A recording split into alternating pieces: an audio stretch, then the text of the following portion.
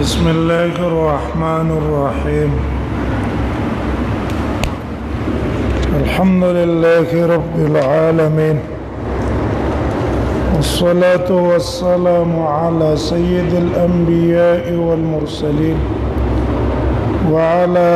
آله وأصحابه أجمعين. باب السواك بعد باندې هغه حدیثو کې چې راغلي دي متعلق د مسواک. مصنف رحم الله باب السواک استنجا پسې راوړو. وجه دا ده چې اشتمال كل واحد على الازاله. استنجا کې معنا د ازاله ده او په مسواک کې معنا د ازاله ده. ځکه استنجا کې ازاله النجاسه او په مسواک کې ازاله الرائحه الكريهه ده من الفم. دویم وجه دام ده چې ابواب الاستنجا پسې مسواک ذکر راوړو چې غالبا مسواک خلق د استنجا نه رستو کوي. هدا او دسته مخکې ذکر کو وجدادا چې کله سړی او دس کوي نو او دس نه مخکې سړی مسواک کوي. هغه مسواک د دې اطلاق په معنا مصدریم کېږي مسواک وهله او اطلاق په آلی باندې کېږي. اعلی هغه شی چې په هغه باندې سړی خله پاکي. دلته د مسواک نه مراد استعمال د مسواک ده. هغه مسواک په لغت کې ویل کېږي دلکتا مغل ساکه سوکو په معنا د مسواک وهلو مغلو او په اصطلاح د شریعت کې مسواک ویل کېږي دلق الاسنان بعود او نحوه. غاښونه مغل په مسواک باندې یا د پلرګي باندې یا د هغه په شان برش باندې وغير ذلك ليذهب رائحة الفم وصفرتها. هذه غرض لپاره چې په خله کوم بدبوئی دا غزایل شي هغه غاښونو هغه زرواله هغه ختم شي.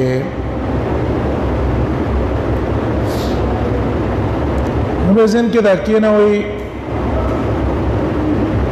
اوله مسله دا چې را دا سنت د مسواک که هر لرګي د استعمال کو پاغه باندې دا حاصلېږي. تر دې کتاب برشم استعمال کو چې خزي برشي په دې باندې هغه فائدہ د مسواک هغه حاصله شو. خلاص پایم پراله بدبویم په ځای شو او کله کجوري لرګینه د مسواک استعمال کو کله ونه د استعمال کو په دې ټولو باندې سنت طریقه استعمالېږي. خو صرف اختلاف افضلیت کې ده چې کوم مسواک افضل ده. مراجح دا ده چې اول مسواک دا د آراک افضل ده. آراک دا کیکر مسواک چې کومي دا افضل ذکر ده چې روایت کې راځي د ابي الخيره امام بخاری په خپل تاریخ کې راوړی ومن د رسول الله صلی الله علیه وسلم ملاقات ترالو فزودنا النبي صلى الله عليه وسلم بالاراك. ونبي صلی الله علیه وسلم من ته تحفه کې د آراک مسواک راکو او وقال استاکو او رات حکم یو کو چې په دې باندې مسواک کوي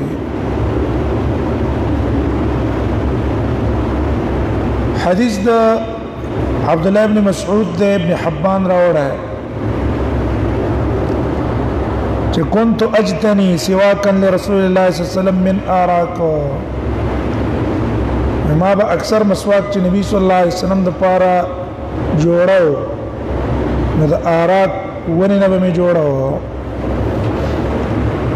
هم په دې آراک مسواک کې طبي فائدې ډېرې دي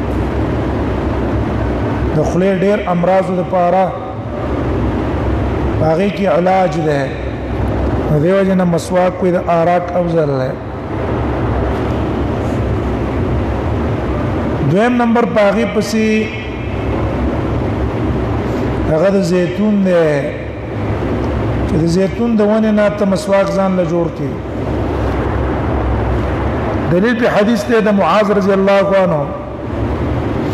چې رسول الله صلی الله علیه وسلم فرمایي نعم السواک الزيتون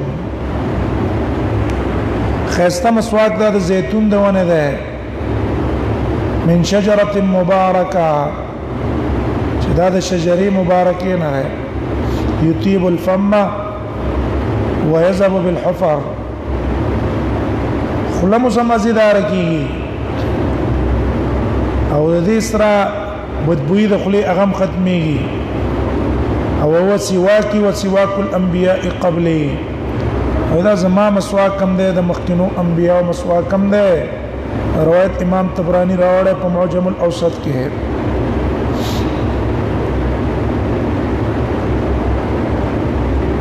او بیا ورپسې د کجوري ذکر رسول الله صلی الله علیه وسلم با اخر کې د کجوري مسواک استعمال کړه ہے کجوري د څنګه نه جوړ شوی او بیا پسې د زیتون ونه د شنه چوتوي بطم شنه دا استعمال کړی شي هغه دا نو دا غي پسې دا نور شینه استعمال کړی شي ولی هر اغزیګه چې کله نور مسواک نو کپڑا یا زک شي چې دا غي سره خیره د غاخونو لري کړی شو به دا مسواک په ځای غم قائمي یار انسان غاخونه نشتا چې غاخونه نشته نو په دې خو مسواک نشي والے په اورو واخو نقصان کوي که په دغه ځای کې ګوته استعمال کړه نو په دغه ټیم کې د ګوتم هغه د مسواک په ځای باندې فائدہ ورکړي په دې کې روایت هم راغله سندن کمزور دی د عاشر ځانا قلت یا رسول الله الرجل اذا الله نبی او سړی دی یذب فو دا غاخونه نه دا بچ کوي ایستاک مسواک به استعمالي ویول او موتل كيف يصنع څنګه بګي ويدخل اصبعه في فيه دا غوتو په خله کې ورکی روایت طبرانی سے المعجم الاوسط کې راوړل به حدیث د انس رضی الله عنه ده چې رسول الله صلی الله علیه وسلم فرمایي یجزئ من السواک الاصابع د مسواک په ځای ګوته کار کوي نام طبرانی راوړل ضعیف یو ته ویل دی ځکه دې په سند کې عبد الحکم القسملی دی عبد الحکم القسملی او هغه متروک الحديث ته منکر الحديث ته منکر الحديث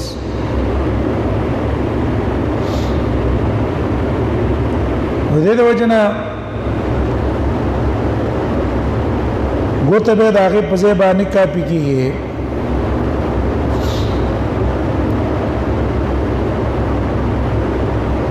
مسواک په حکم کې اختلاف د علماء چې مسواک استعمالول واجب دي که سنت دي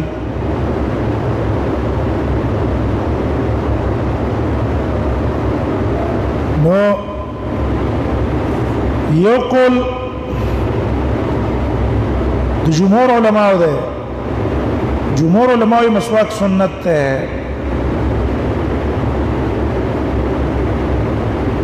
د وجه دي حدیثونو نه چې لولا نشق على امتي لامرتهم بالسواك عند كل صلاه دا صریح ته په نفي د وجوب کې ما په خپل امت باندې ګرانواله نه محسوسه ولا ما به ته حکم وجوبي کړه د مسواک هر مانځ سره دویمه قول له اسحاق ابن راهوی هغه ته منسوب ده هغه واجب لكل صلاه هر مانځه د پاره مسواک استعمالول واجب دي فمن تركه عامدا بطلت صلاته کچا قصدن مسواک پر قصتو منځي باطل شو او داودی ظاهری نه دا قول نقل له چې واجب ده خو شرط د صحت د صلات د پاره نه ده مانه کوم مسواک چا اونکو په دې مسواک پر قصتو ګناګار ده خو مونږ شوه ده په مونږ کې خلل ناراضي هدي دلیل د وجوب د پاره نیولې ده په هغه احادیثو چې پای کې رسول الله صلی الله علیه وسلم امر کړی دی په مسواک کولو ابن ماجه روایت ده امام احمد هم نقل کړه تبي امامه رضی الله عنه نه چې رسول الله صلی الله علیه وسلم فرمایي تسوقوا تاسو مسواک استعمال کړئ دا تسوقوا امر ده امر ده پاره د وجوبي عبد الله ابن عمر نے روایت ته علیکم بالسواک و پتا سو باندې مسواک استعمالول لازم دي و زکا چې دا مسواک استعمالول مزیدارون کې د پاره د خله او مرضات للرب سبب ته د پاره د رضا منتیا د الله اذا انسان خلم پاکيږي او دې سره الله خوشاليږي امام احمد روایت راوړه ولیکن دا روایتونه سند په لحاظ باندې قوي نه دي ته د وجنه امام نووي رحم الله هغه رد کړه ده چې څوک دا قول نسبت هغه ته کوي دا ټیک نه ده یعنی داوود ظاهری یا اسحاق هغه دراله کېدلې مسواک ته دی واجب ویلې دا قول صحیح نه ده ځکه دا حدیث صریح ده په دې کې لولا نشق على امتي لامرتم بالسواك دویم اختلاف د جمهور علما په منځ کې هغه ده چې مسواک سنت شو دا سنت الوضو ہے کہ دا سنت الصلاۃ ہے نو یو قول احناف علماء ده احناف دا سنت الوضو ہے سنت الوضو معنا دا چې تا د ماسپخیم او دسو کو او په دې کې د مسواک استعمال کو که په دې او داس باندې تا د مازیګر منځ کو ما خام دی کو ما خستن دی کو د ټول منځونه با مق فضیلت کی چې کوم د پار دی مسواک استعمال شي عبد الله ابن عباس قول له هغه منځ چې داغه د پار مسواک والی شي دا غوړه د هغه مسواک هغه د پار هغه مانځ باندې چې هغه له مسواک نیواله شي په 50 درجه چې په دې او 10 باندې سونه منځونه کې تا ته بدق فضیلت ملاويږي دویم قول الشوافعي او عام جمهور علماء ده هغه من سنت الصلاه دا من سنت الصلاه ته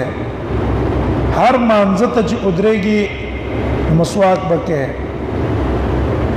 استدلال په دقه روایتونه نیولې چې امرتم بالسواك عند كل صلاه ور عند كل صلاه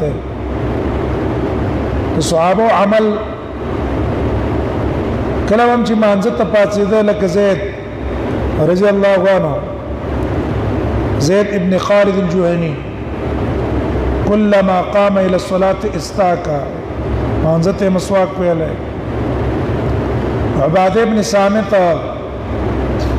او اذا رسول الله صلی الله علیه وسلم صحابه هم کلم چې مانځه ته ودرېدا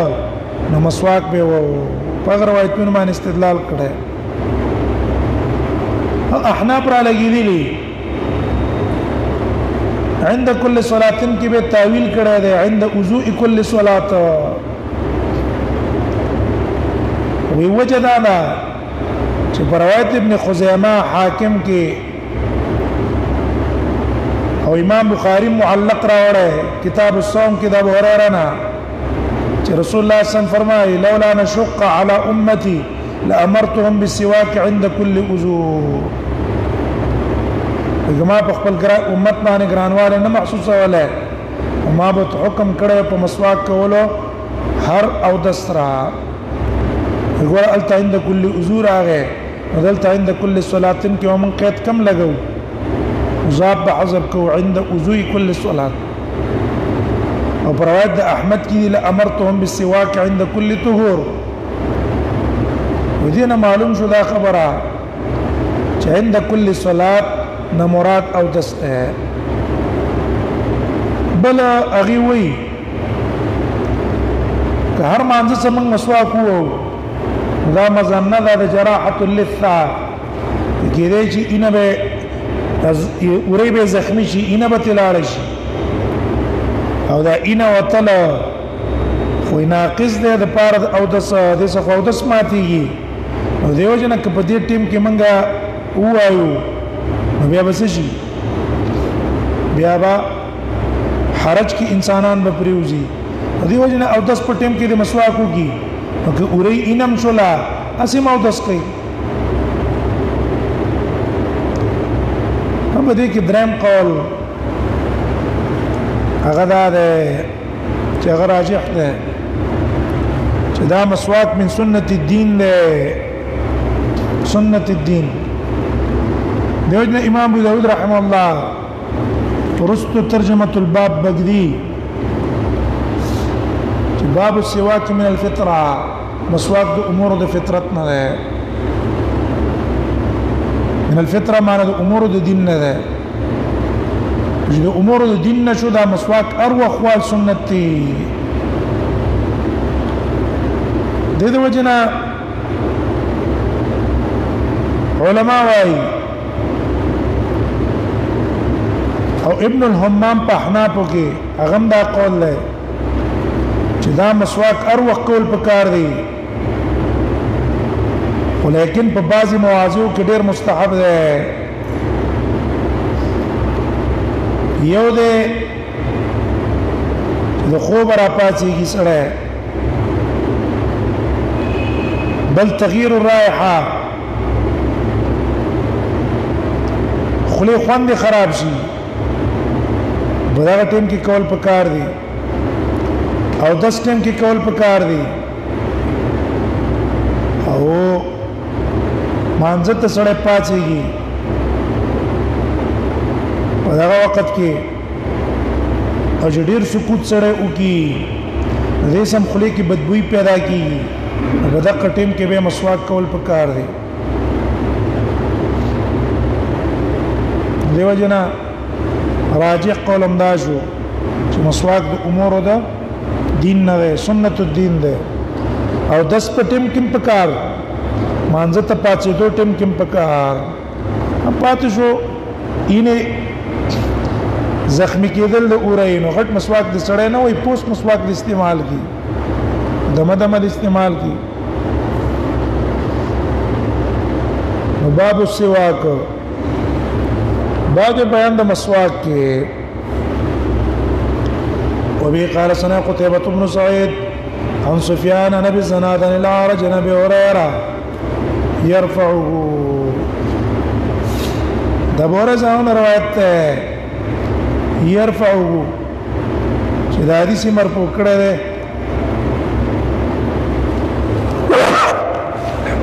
رسول الله صلی الله علیه وسلم ته مخکې موږ تاسو ویلي چې روایه او يرفعه دا کنایه د مرفوع نه چې معنا د حدیث مرفوع دی رسول الله صلی الله علیه وسلم ته وی نبی صلی الله علیه وسلم فرمایلی دی لولا ان اشق على المؤمنين کچرت نوې ير د دینا چې زبا ګرانوار لرا ولم په مؤمنانو لامرتم ما به حکم کړه وجوبا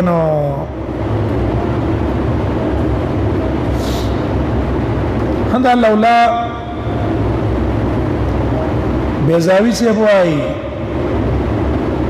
امام بیزاوی رحم الله وای کلمه لولا تدل على انتفاء الشيء لثبوت غيره ودا دلالت کی انتفاء د شی د ثبوت د غیر د وجه نه څه مطلب ہے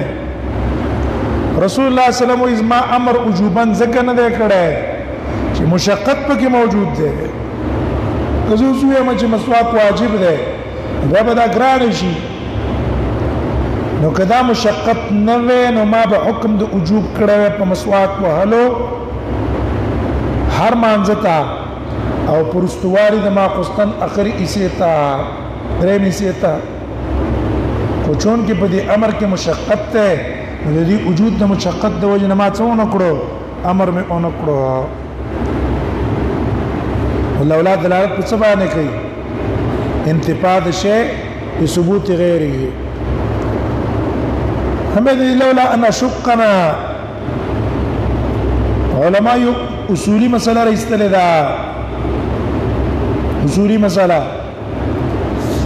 يوم مسألة أصولية غدا الأمر للوجوب مطلق أمر ده بار ده وجوب ده براجع قول ده علماء أمر ده وجوب ده بار ده كده استحباب ده بار ده مطلق قرينه وسره نه دري قول دي يو قول ده وجوب ده بل ده استحباب ده بل ده توقف ده راجع قول أولنا ده امر د پاره د وجوب ده دلیل لا ده دا حدیث په دلیل ده ولیک امر د پاره د استحباب وي بیا خو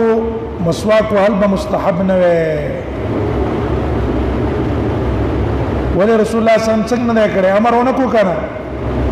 چې ونکړو امر ونکړو د وجود وجود د مشقت نه چې امر ونکړو نو مسواک وهل مستحب هم نشو او حال لا ده چې مسواک مستحب ده او معلوم شو دا چې امر نه مراد امر د وجوب ده لولا نشقه کما په خپل امت باندې ګرانواره نه محسوسه وله نو ما به حکم په مسواک کړی وې عند كل صلاه ایو مساله شو هغه امر د وجوب لپاره په دوه طریقو ده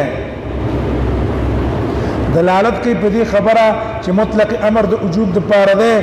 نو دا دلالت په دوه طریقو شو یو طریقه غدا ده چې ګوره دلته نفي د امر راغلی سره د ثبوت د ندبیت نه نو که امر د استحباب د پاره نو بیا به مسواک استعمالول څه نه مستحب نه وي سره دا چې مسواک استعمالول سنت دي مستحب دي او رسول الله صلی الله علیه وسلم په امر نه کړه خو معلوم شو امر د وجوب مراد ده دویمه طریقه غدا ده چې دلته رسول الله صلی الله علیه وسلم نفي د امر د پاره سبب څو ګرځاو مشقت کزه امر وکما نو په دې امر کې با په دې امت باندې ګرانواله محسوس شي ولا به برستو کولای نشي ګران بشوتا مسواک استعمالول با هر مانزه ته دی تګران شي نو امر تزکن کوما چې په دې امر کولو کې مشقت ده او مشقت په فرض کې په مستحب کې فرض کې ځکه مستحب په دې کو ثواب په دې نه کوم در باندې نشتا او مستحب کې مشقت نه ځکه جائز الترکی نو معلومه شوا چې مطلق امر د وجوب د پاره ده ځکه مشقت په کم امر کې فرض کې په مستحب کې نه دویمه طریقه د استدلال شو لامرتهم بالسواك دلته کم امر شو وجوبي شو کنه لامرتهم ما بدي ته حکم کړی وې امر وجوبي امر وجوبي نشته نور مسواک مستحب ده تاخير د منسلسل الليل تا واجب نه ده نور مستحب ده چړې رستو کی دغه مسله اصولي د حدیث علماء دا معلومه کړي اجتهاد النبي في الاحکام چوتوي ایا رسول الله صلی الله علیه وسلم په احکامو کې اجتهاد کوو او کنه کوو او که رسول الله صلی الله علیه وسلم بد الله حکم ته منتظرو ابن رسلان سلور اقوال د علماء ذکر کړي یو قول الجواز مطلقا چې رسول الله صلی الله علیه وسلم د پاره یو حکم شرعي کې اجتهاد ولا جایز دویم قول لاغي په عکس عدم الجواز مطلقا پیغمبر د پاره اجتهاد په احکام شرعي کې جایز نه و ترڅو پورې چې حکم شرعي به د تنو شوی دله اجتهاد جایز نه دی چې په خپل اجتهاد کوی چې دا جایز نه جایز درم فرق ده جنگونه او کم چې د آراء سره تعلق لري په کې اجتهاد ولا جایز او کم چې احکام شرعیه او عبادت دي نو پاغي کې در پر اجتهاد جایز نه و بلکې د الله حکم تبع صبر کو امام بخاری کتاب الاحکام کې براوړي چې رسول الله صلی الله علیه وسلم تکم حکم بنو شي په یو خبره په فیصله به نه کوله تر څو پر حکم شرعي به ته نور راغله څلورم قول توقف ده چې بس دې کې به توقف کو یو هم نه وایو ها د دې حدیث نن معلومیږي چې رسول الله صلی الله علیه وسلم دلته اجتهاد چلوله لولا ان شق على امتي لامرتم ما به خپل طرف نو تسکړه حکم به نو تکړه دا معنا شو عند كل صلاه لامرتم ما به حکم کړه بتاخير العشاء پرستو کول د ما قستان تاخير العشاء کوم وخت پوری روایتونه کې راځي الى ثلث الليل بعضو کې نصف الليل له بل دیم به متحکم کړه وبالسواك عند كل صلاه او په مسواک هر مانځ سره اختلاف بیان کو جمهور علما په نسبانه مانځ ته مسواک سنت ده څه مطلب ماسپخیم نیمونځو کو او دستیو کو مونږو کو دا ماسپخیم مونځه سرنږدې مسواک شوی دی دا 50 درجه شو لیکن مازیګر مونږ دی په دقه او دسکه خو مسواک دی او نو نو د جمهور علماء په نسبت فضیلت د مسواک په دې مانځ کې حاصل نشو او احناف په نسبت باندې عند وجود هغه فضیلت د حاصل شو جمهور په دقه حدیث استدلال نه ولا عند كل صلاه او په عمل د صحابه باندې هغه استدلال نه ولا او احناف استدلال هغه باندې نه ولا هغه بل مسله باندې چې عند كل عذور اغله نو دا که دي شون د وجنه په دې کې به موږ څه کوو په دې کې به منګه او تعویل به پکې کوو تعویل عند كل صلاه اقي حدیث د وجنه لیکن صحیح دا چې تعویل ته به ضرورت شته نه وجه دا چې اقا حدیث هغه جدا ده دا حدیث جدا ده د دې یو بل څه نشته یو بل څه سره تعلق شته ده نو دیو جن هغه جدا شو دا جدا شو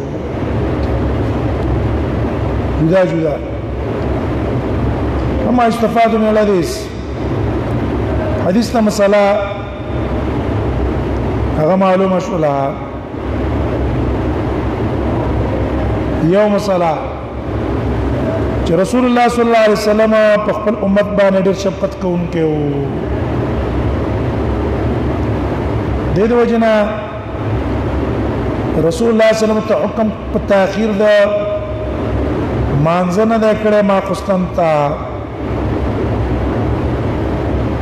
چې سلسله لیل ته رښتو کوي دې لپاره چې څو ته پرې نه وځي تکلیف او تب کې پرې نه وځي دې وجنه ته حکم ونکو رسول الله صلی الله علیه وسلم په خپل امت باندې ډېر شفقت کوونکی دی بل معلوم شو ته استحباب تاخير الصلاه العشاء الى الثلث اول او النصف ما خصن من درست کول نیمه شپې ته یا درېمه ایسې ته دا مستحب ده ولی وجه دا ده چې په مانځه د انتظار کې چې ناس وي اجر به ډېر ملاو شي ما خصن دی وختي مونږ کو خو انتظار به ختم شي کنه او چې نا وخت په انتظار به جوړېږي جواب کو ما خصن او رسول الله صلی الله علیه وسلم وی چې څوک د مانځه په انتظار کې ناس نه دا په څه کې حساب ده په مانځه کې حساب ده د دې د وجنه بل معلوم شو نطب السواك عند اراده الصلاه کله چې د مانځه اراده وا په دې ټیم کې مسواک استعمال ول مستحب دی ولی وجه دا ده چې ته مانځه ته ودرېږي په پاکه طریقه باندې تكون على جمال عند العباده وقت عبادت کی ته په جمال بلت معلوم شلو استحباب السواك للفرائض والنوافل کم نفل منځ کې فرض منځ کې دې ټولو لپاره مسواک استعمال ول مستحب دي ځکه دا عند كل صلاه نفلی مستهم شامل ہے فرضی مانزت هم شامل ہے بلتی معلوم شدہ چې په جمعات کې دنه مسواک دا جائز ده ولی دا عند كل صلاه عام ده دا منځ په جمعات کې کې جمعات نه بار کې دغه وجنه په دې عموم کې هغه داخل شو هذا امام مالک نے قول نقل له چې په جمعات کې به وېدا نه کوي ځکه دا د باب د تاسو امورونه چې نفرت ته پکې دیو جن په جمعات کې د خلکو په مخ کې نه دي کول پکار لیکن سیدادا رسول الله د خلکو په مخ کې کړه صحابه د خلکو په مخ کې کړه دا د باب د خوشبو نه پاکول نه ده د ازاله د قاذورات نه نه ده